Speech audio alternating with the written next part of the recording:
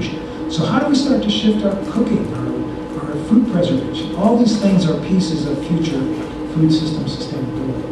If we look at the farm, the big areas are fertilizer right now, and certainly there are things we can do there to address that, but there's trade-offs. If we grow our nitrogen with legumes, we're probably not growing a food crop to sell. What's the ramifications of that? All these things have impacts that we need to consider.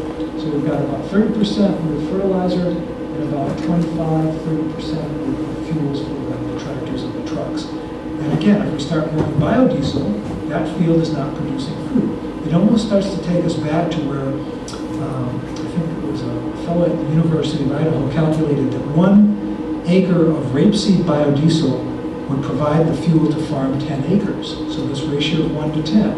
And that's probably not all that different than when we had horses. And we had a certain number of acres of pasture and oats to feed the horses to farm the acres. We're probably going to be headed back to something like that in agriculture if we want to address energy more internally. Another issue, going up to a different scale, is the fact how much of the basic primary productivity on Earth, plant production from sunlight, can we as humans capture, and what's going to be left for anything else? And what's the effect of not leaving anything for anyone else? So this graph shows the distribution of human appropriated net primary productivity. That means how much of the basic production by plants is essentially controlled and captured by humans. And you can see, when we're getting down into the red, dark red, and almost black, this is India. There's nothing left for anything but humans in that country. What does that mean ecologically, sustainability-wise? I don't know. The Midwest Corn Belt, same situation. So this, in my mind, says there is a limit. We don't know what it is. We've been very good at pushing it out there, but there's a limit when you start to see these kinds of graphs. And the global estimate, they're all over the map, 3% to 39. The most recent tend to be around 20 to 30% globally. Right now, humans are using 20 to 30% of all the net primary productivity on the land surface of Earth. That's pretty significant. How far can we push that without really disrupting the whole ecosystem? We don't know. All right, moving on to a different topic in sustainability. Another trend that's been out there is the change in who gets the dollars in the food system. And these are actually from USDA data that were provided by an economist, Stuart Smith, a number of years ago. And he stopped in 1990, but I've given this talk for many years. And I said, if you extend these lines out to 2000, where do you get?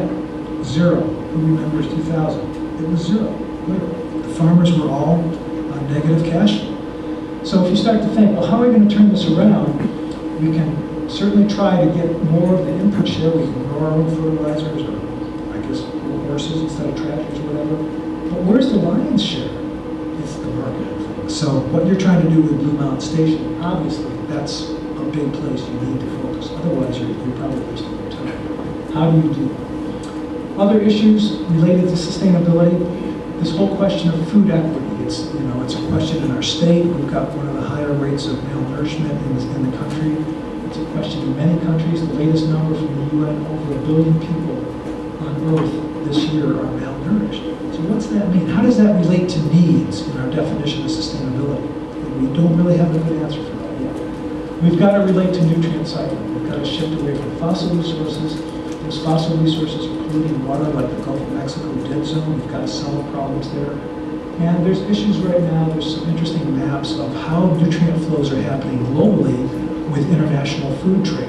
And there are massive amounts of agricultural nutrients moving from continent to continent. It's mind-boggling how much of that's going on. So we've got to begin to think about that as well for long-term sustainability. Social-wise, who are the future farmers going to be? Farm workers. What's acceptable work? People where I live say they can't get American citizens to work in the orchards. That's why they have immigrant labor. What kind of standard of living is reasonable? All these questions are out there that can impact agriculture from the social side, and we have a long way to go there.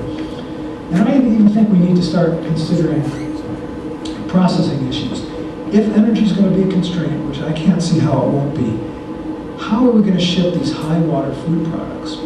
can we figure out new ways to process our foods so we can move them at a much lower energy footprint and still have some of the attributes of that product for eating? I don't know, but that's a big one to me. Most of our fruits and vegetables are 90 to 95% water.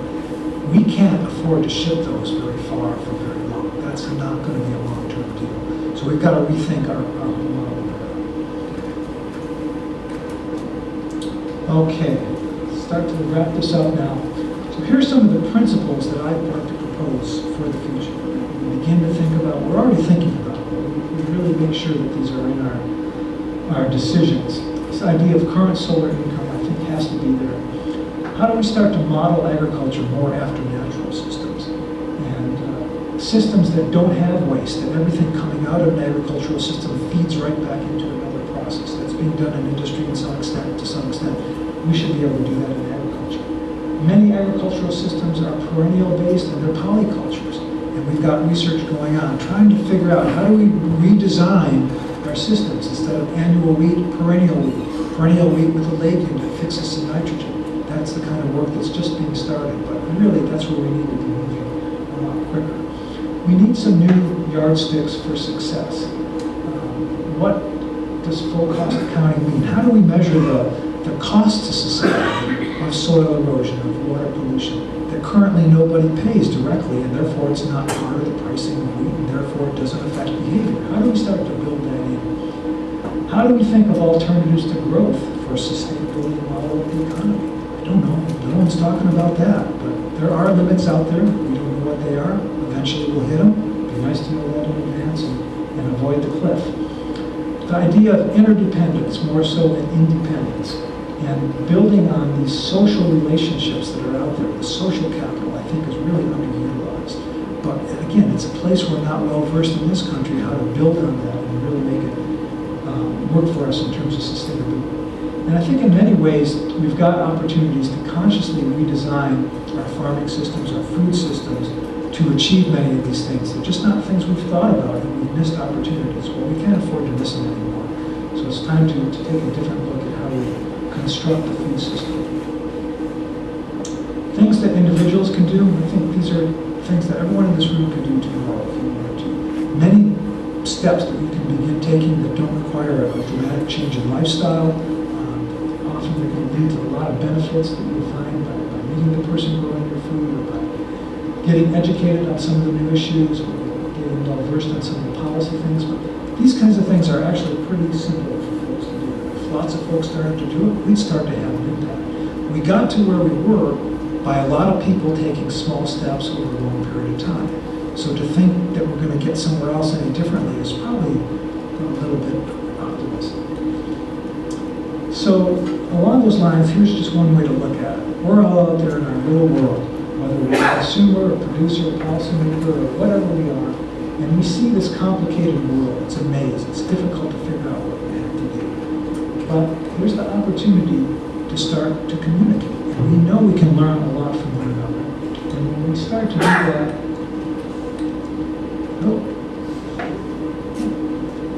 that's where we can get. I just think this one, to me, just captured this idea. We've got huge opportunities with our social capital to address what appear to be pretty difficult problems. But we've just got to start working together in new ways and taking some new views of the situation. So in conclusion, I'd like to propose sustainability as a journey, not a destination. It's not a line we cross. It's something we're going to be working on for the rest of our lives. We can measure if we're moving towards it. I'm confident of that. But measure to whether we are or are not sustainable, I'm more skeptical on that one. I think how things look today won't be the same as tomorrow. We've got to be adjusting our vision of sustainability as we go along. We just said that small steps by many people can make a difference. And that's clearly, we don't have to wait till we've got all the answers. We can start to make actions now. The longer we wait, the harder it will be. And there's no question that we can verify improvements of sustainability and market them and try to help the market forces encourage these changes in agriculture. So in closing, I want to say that, in my opinion, I love this quote from Dick Thompson, a well-known farmer, really adopter of the whole sustainable idea. The best way to farm hasn't been invented, and I reserve the right to change